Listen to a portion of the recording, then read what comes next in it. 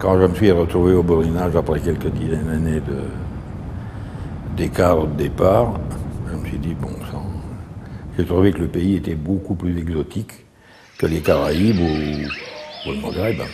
Il ne manquait plus que quelques cocotiers. Comme il n'y avait plus au Borinage, le Borinage maintenant pour moi c'est les Ardennes, hein. Il y a de la verdure partout, alors que le Borinage de mon enfance c'est ce machin-là tout noir. Maintenant c'est tout vert.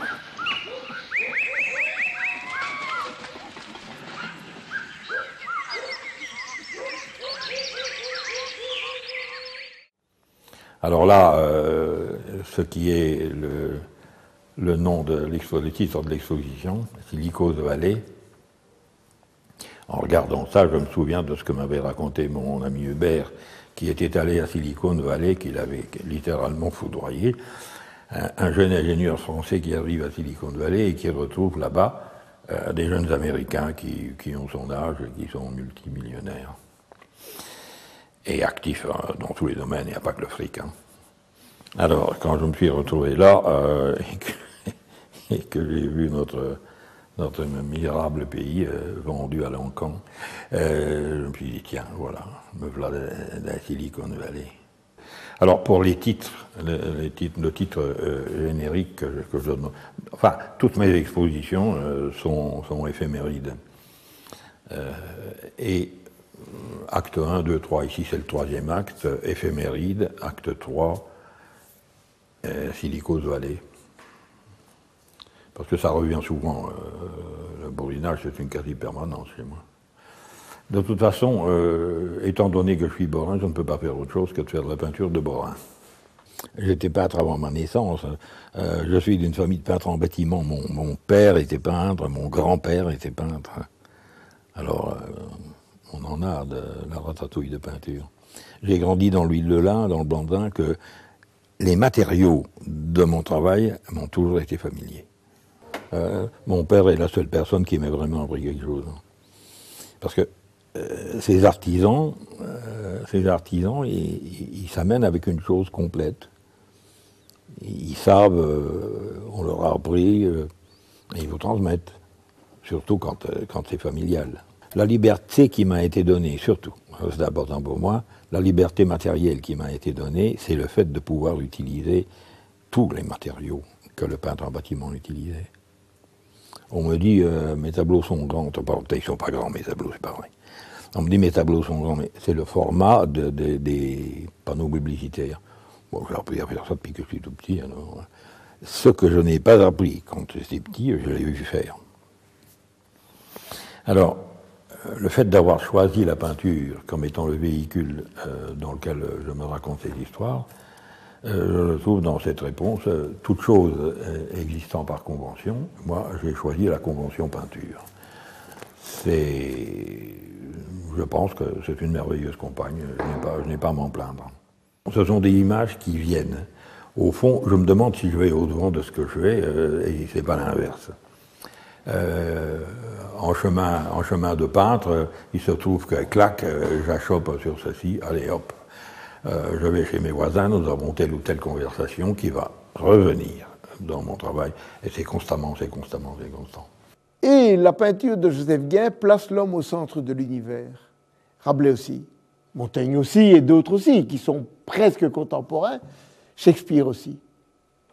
Shakespeare, c'est bien la quintessence du théâtre, et je pense que Joseph est aussi shakespearien que rabelaisien, dans une démesure, mais dans une démesure de mesure, dans une démesure qui replace l'homme sorti du chaos, est toujours dedans, mais qui s'est transformé en homme sans passer par un statut divin. Au travers des misères ouvrières, des problèmes difficiles qu'il met en scène dans ses œuvres, on retrouve de façon répétée le merle moqueur, le temps des cerises, le drapeau noir mêlé au drapeau rouge, la voix du peuple, le fusil brisé,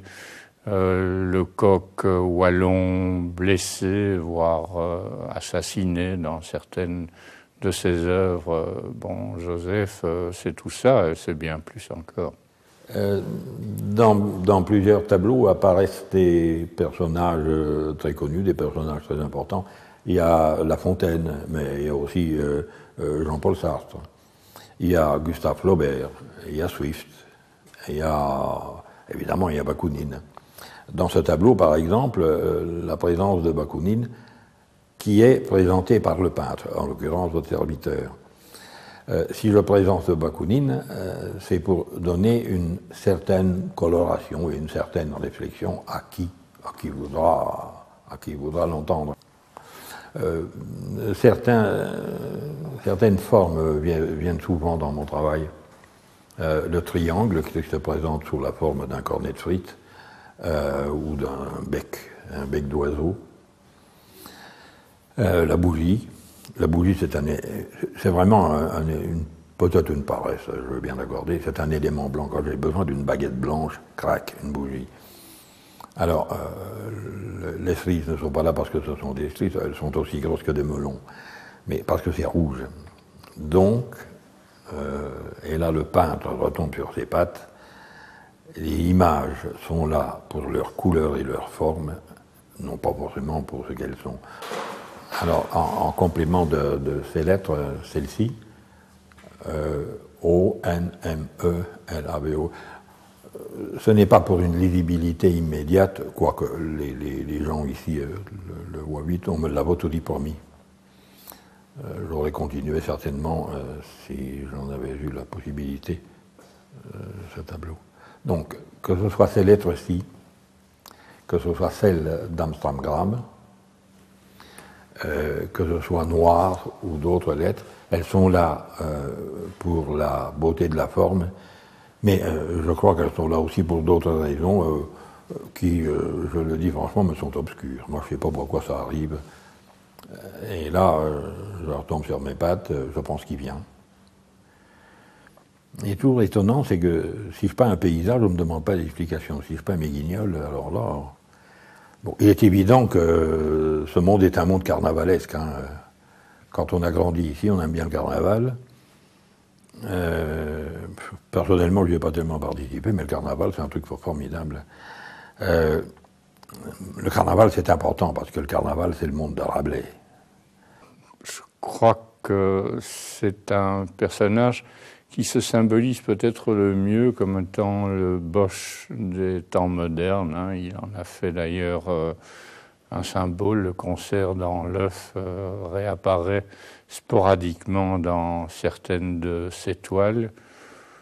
Libertaire, communard, anarchiste, sympathique, fidèle à sa tradition boréenne, et après un long exil dans la banlieue de Paris, revenu aux sources à la veille de sa vieillesse. Mais bon, est-ce qu'on peut dire que Joseph sera jamais vieux? La peinture, c'est évidemment un métier, mais vous, avec votre caméra, c'est un métier aussi. Tout est métier. Mais quelle est la finalité de ce métier? Pour moi, c'est très simple. Pour moi, répondre personnellement, c'est le plaisir. Qui est, je ne sais pas, peut-être à cause de mon âge, je n'en sais rien, hein, qui est devenu vraiment la valeur importante.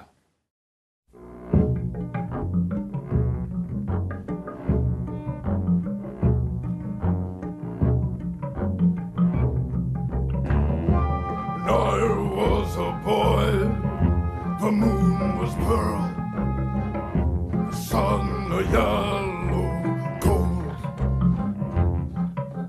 When I was a man, the wind blew cold, the hills were upside down.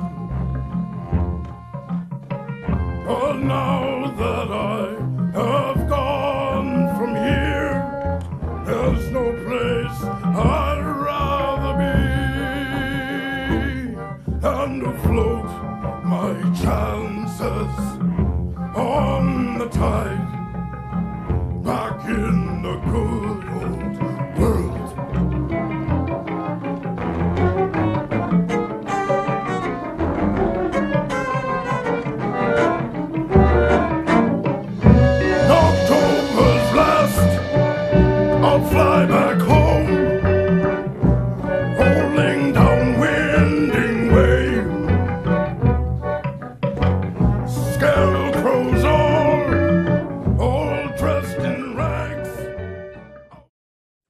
quelque sorte. Joseph, c'est une longue histoire d'amitié, je dirais plus que de l'amitié même, parce que j'ai lu aussi pas mal de choses, j'ai vu beaucoup de ses dessins et donc c'est vraiment quelqu'un que j'aime profondément. C'est un homme d'une telle générosité, c'est un homme d'une telle grandeur que je ne peux lui dire que... Vous savez ce que j'ai envie de lui dire? J'ai envie de lui dire que j'aimerais bien être comme lui. J'aimerais bien de râler comme lui. J'aimerais bien d'être généreux comme lui. J'aimerais bien d'être talentueux comme lui. J'aimerais bien d'être un homme comme lui.